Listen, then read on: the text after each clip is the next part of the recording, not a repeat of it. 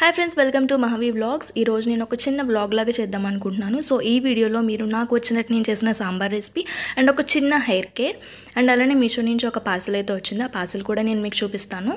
So ముందు సాంబార్ అయితే prepare చేసేద్దాము. సో దానికోసం అయితే యాజ్ యూజువల్గా కొంచెం కందిపప్పు లైట్గా ఫ్రై చేసి దాన్ని నానబెట్టేశాను. నానడానికి ఎలాగో టైం పడుతుంది కాబట్టి సో ఈ ప్రాసెస్లో నేను ఈరోజు బ్రేక్ఫాస్ట్కి సేమియా ఉప్మా కూడా ప్రిపేర్ చేసేసాను. సో అది కూడా అయిపోయింది.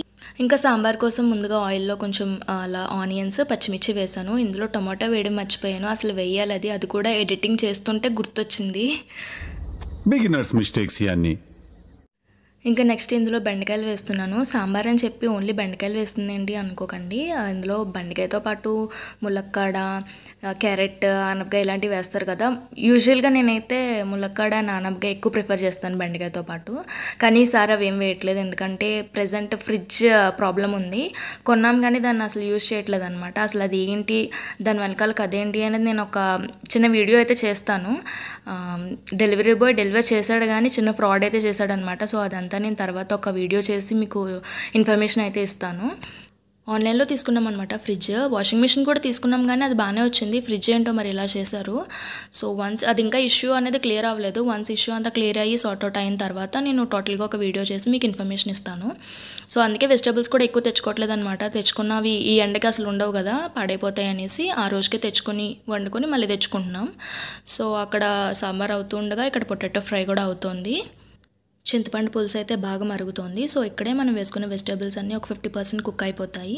అండ్ నెక్స్ట్ ఇలా మరుగుతున్న దాంట్లో మనం ఉడకబెట్టుకున్న పప్పు వేసుకోవాలి. అసలు సాంబార్ రెసిపీ ఎలా చేస్తారో నాకైతే తెలియదు, కానీ నేనైతే ఈ ప్రాసెస్లో చేస్తాను. ఎప్పుడు చేసినా అత్తయ్య వాళ్ళ దగ్గర ఉన్నప్పుడు ఒకసారి, అలాగే అమ్మ వాళ్ళ దగ్గర కూడా ఒకసారి చేశాను. వాళ్ళకి కూడా చాలా బాగా నచ్చింది సాంబార్. మా అమ్మ అయితే మళ్ళీ మొన్న వెళ్ళినప్పుడు ఒకసారి అడిగి మరీ చేయించుకుంది. పప్పు వేసేసుకున్న తర్వాత నాకు కావాల్సిన క్వాంటిటీ బట్టి ఇక్కడ వాటర్ అయితే వేసేసుకుంటున్నాను. చాలామంది సాంబార్లో కొబ్బరి తురుము కూడా వేస్తారు కదా, ఆ టేస్ట్ కూడా చాలా బాగుంటుంది. ఎప్పుడైనా బయట టేస్ట్ చేయడమే కానీ నేనైతే ఎప్పుడు ట్రై చేయలేదు అలాగా. సో మీరు అసలు ఈ రెసిపీ ఎలా చేస్తారు, మీ థాట్స్ ఏమైనా ఉంటే నాకు కమెంట్ సెక్షన్లో కమెంట్ చేయండి. ఎప్పుడైనా నేను ట్రై చేస్తాను. అండ్ చాలామంది వీడియో చూస్తున్నారు, సబ్స్క్రైబ్ చేసుకొని వాళ్ళు చాలామంది చూస్తున్నారు. మీ అభిమానానికి చాలా చాలా థ్యాంక్స్. అలానే ఆ అభిమానంతోనే సబ్స్క్రైబ్ కూడా చేసుకోండి, సో దట్ నేను ఏ వీడియో పెట్టినా మీకు ఈజీగా తెలుస్తుంది.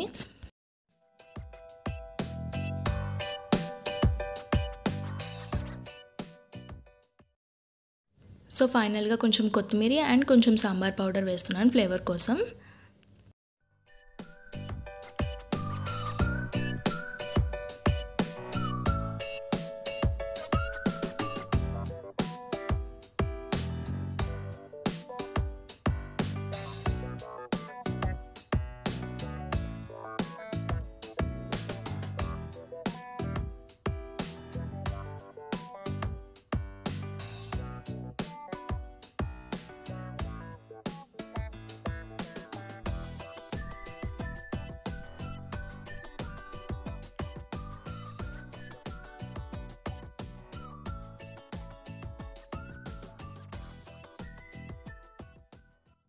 చక్కగా పోపు వేసుకొని లాస్ట్లో కరివేపాకు వేసినప్పుడు మాత్రం దూరంగా వచ్చేయండి. వాళ్ళ గొడవల మధ్యలో మనం ఎందుకు. ఒక్క టమాటో మిస్సింగ్ అనే కానీ సాంబార్ అయితే చాలా టేస్టీగా వచ్చింది. బిగినర్స్ ఎవరైనా ఉంటే తప్పకుండా ట్రై చేయండి. నిజంగా టేస్ట్ అయితే చాలా బాగుంటుంది.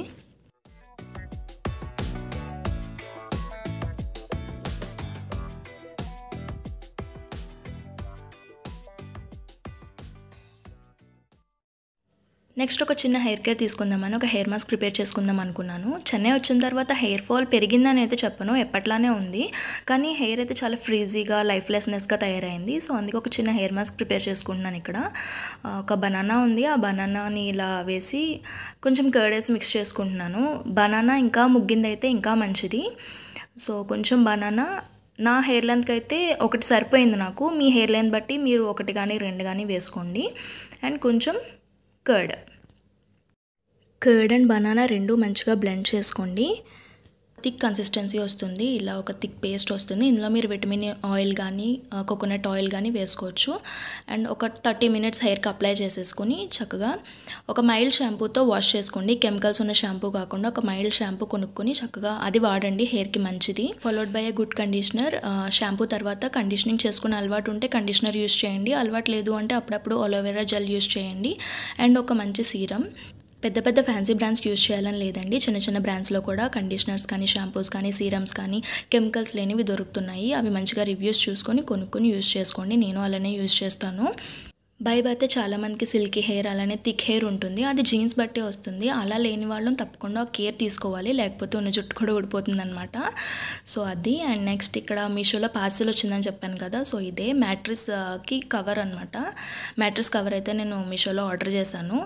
ఆ మ్యాట్రిస్ కొన్నప్పటి నుంచి దానికి ఉన్న కవర్ అది చేసే సౌండ్ చాలా చిరాకు వస్తుంది. సో ఇది ఆర్డర్ చేసి ఒక 1 వీక్ అయింది. ఈరోజు డెలివర్ చేశారు. సో మ్యాట్రిస్ కవర్ అయితే ఇలా ఉంది. ఇది ప్యూర్ కాటన్. నాకు క్వాలిటీ అయితే చాలా బాగా నచ్చింది. కానీ ఇది ఫిట్ అవుతుందా లేదా అని ఒక టెన్షన్.